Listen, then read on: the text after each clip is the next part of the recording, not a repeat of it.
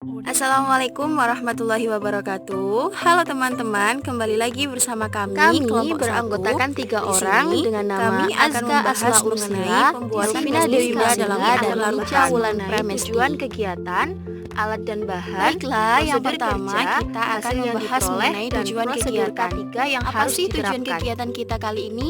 Tujuannya adalah untuk membuat pestisida dalam bentuk larutan menggunakan 0,1 NaCl melalui proses standarisasi HCl dan penentuan kadar dengan Na2CO3 HCl.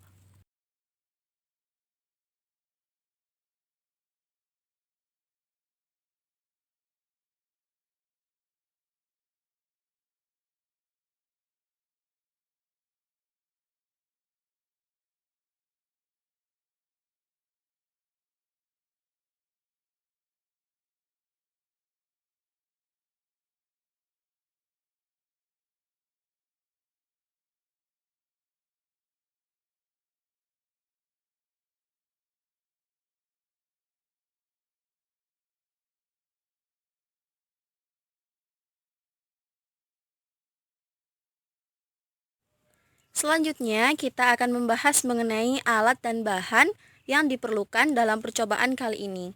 Jadi, alat-alat yang diperlukan ada gelas ukur, rak tabung reaksi, corong, timbangan, pipet, Erlenmeyer, labu takar, pengaduk, dan juga statif. Lalu, apa saja sih bahan-bahan yang diperlukan?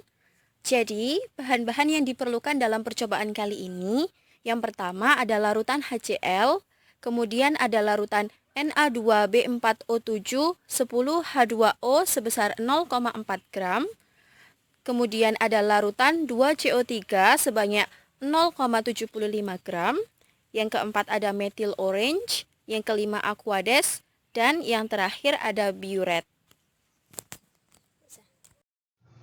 Selanjutnya, kita akan membahas prosedur kerja pembuatan pestisida dalam bentuk larutan. Prosedur kerja yang harus kita lakukan pertama adalah membuat larutan HCl. Langkah-langkahnya, yang pertama, menghitung fraksi mol larutan HCl. Kemudian, mengambil beberapa mililiter HCl dan dimasukkan ke dalam labu bakar 100 ml. Yang ketiga, isi dengan aquades sampai tanda garis. Dan langkah yang terakhir adalah mengocok hingga larutan tersebut bersifat homogen dan dipindahkan ke Erlenmeyer. Setelah kita membahas mengenai pembuatan larutan HCl, kini kita akan membahas mengenai standarisasi 0,1 HCl dengan boraks Na2B4O7 10H2O. Jadi, langkah-langkahnya yang pertama adalah timbang sejumlah 0,4 gram boraks, kemudian masukkan ke dalam labu bakar, dan tambahkan dengan aquades. Selanjutnya, tambahkan 3 tetes methyl orange, dan kemudian titrasi dengan HCl, lalu amati perubahan warna yang terjadi.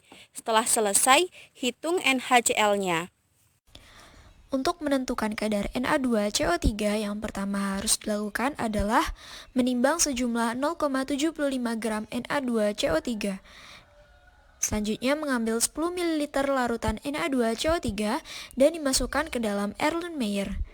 Setelah dimasukkan, selanjutnya menambahkan 3 tetes methyl orange. Jika sudah ditambahkan, selanjutnya melakukan titrasi dengan HCl, lalu mengamati perubahan warna yang terjadi. Setelah itu menghitung kadar dari HCl-nya.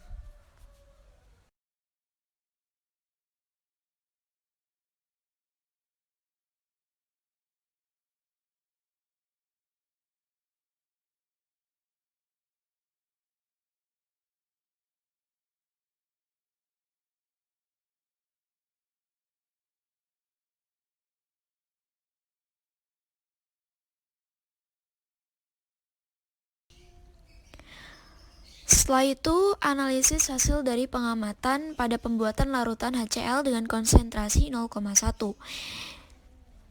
Berapa fraksi mol HCl ketika diketahui dengan volume HCl-nya 1 ml, K-nya 1,19 gram per mililiter, dan L-nya 37%. Jadi caranya seperti ini dan menghasilkan 0,83. Setelah itu, pada standarisasi 0,1 HCl dengan boraks. Berapa fraksi mol HCl ketika molar boraks itu 0,4 gram, volumenya HCl 18, dan valensi HCl-nya 2, serta BM boraksnya 382. Jadi caranya untuk mencari fraksi mol HCl adalah dengan mengalihkan molar boraks, setelah itu dikalikan dengan valensi HCl, dikalikan dengan BM boraks, serta dikalikan dengan volume HCl, dan akan menghasilkan 0,0001 normal.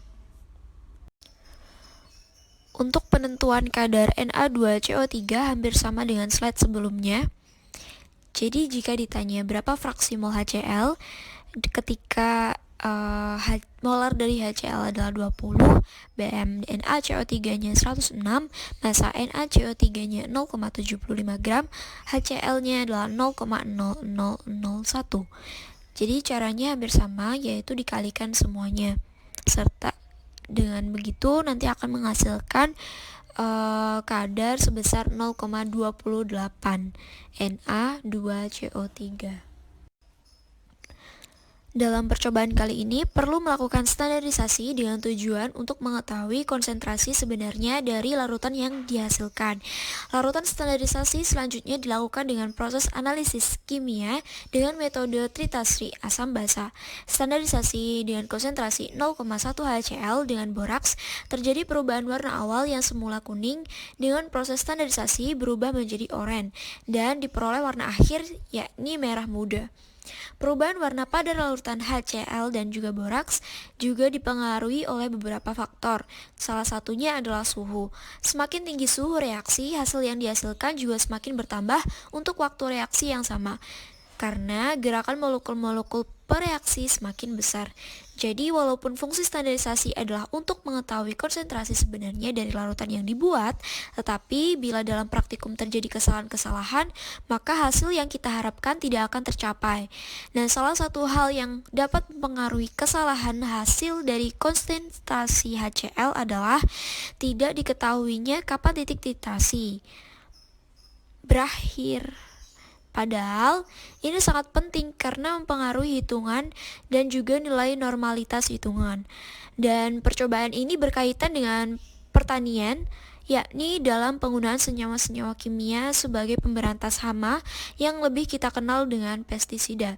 Seperti Na2B4O7, sebagian besar pestisida berbentuk larutan. Meskipun demikian, penggunaan pupuk harus sesuai dengan kadar yang telah ditentukan agar dapat mendukung sektor pertanian dalam produksi.